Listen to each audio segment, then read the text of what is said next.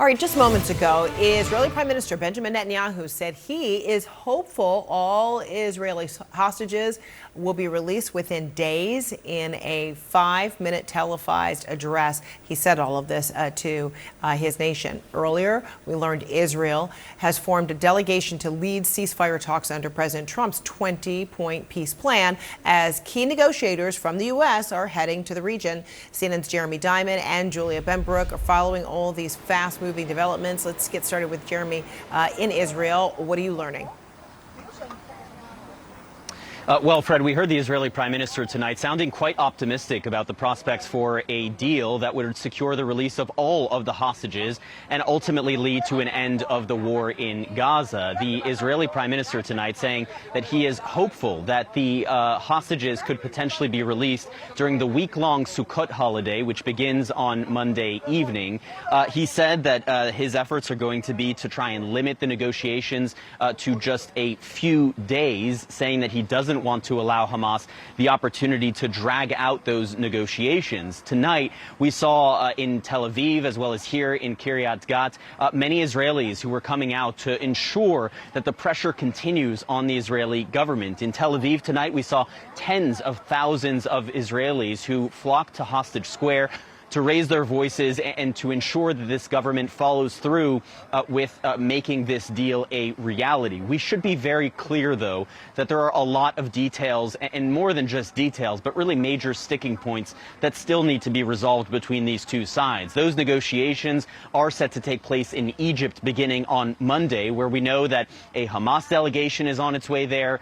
Jared Kushner, President Trump's son-in-law, as well as Special Envoy Steve Witkoff are headed there, and an Israeli delegation led by Netanyahu's closest advisor, Ron Dermer, will also travel to Cairo in order to try and complete this negotiation. But we know, of course, that Hamas's positive response to this 20-point plan to end the war, it was positive, but it did include some caveats, and it did not address one of the key issues at the core of this deal, and that is Hamas needing to disarm, Gaza Strip being demilitarized as part of any agreement to end the war in Gaza. And it remains unclear how that gap is going to be bridged by these two sides. But I can tell you from speaking with some of the families of hostages tonight, right here, where they held another rally, that there is finally a sense of hope. Cautious hope, without a doubt, but this moment does feel different for many of the families of the hostages who have been waiting nearly 2 years now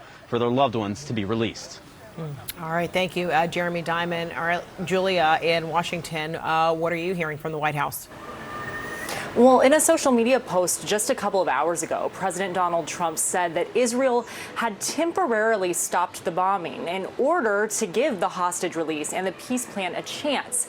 In that same post, he warned Hamas that it needed to move quickly toward an agreement, or, quote, all bets will be off.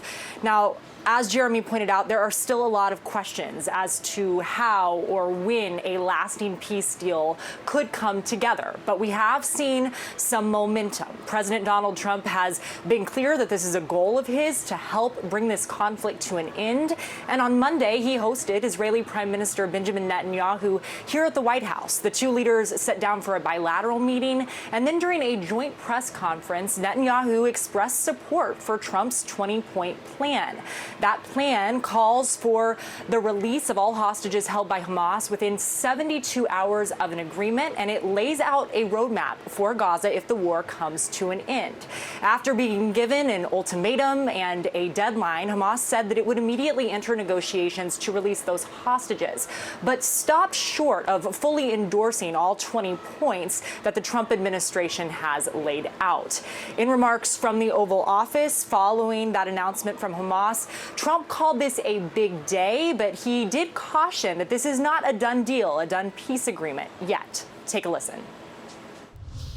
This is a big day. We'll see how it all turns out. We have to get the final word down and concrete. Very importantly, I look forward to having the hostages come home to their parents. And then I want to pull up that social media post that I referenced earlier to read that to you in full. Trump said, quote, "I appreciate that Israel has temporarily stopped the bombing in order to give the hostage release and peace deal a chance to be completed. Hamas must move quickly or else all bets will be off. I will not tolerate delay, which many think will happen, or any outcome where Gaza poses a threat again. Let's get this done fast. Everyone will be treated fairly." Those are the most recent remarks from Trump himself. Fred. All right, Julia Benbrook, thanks so much.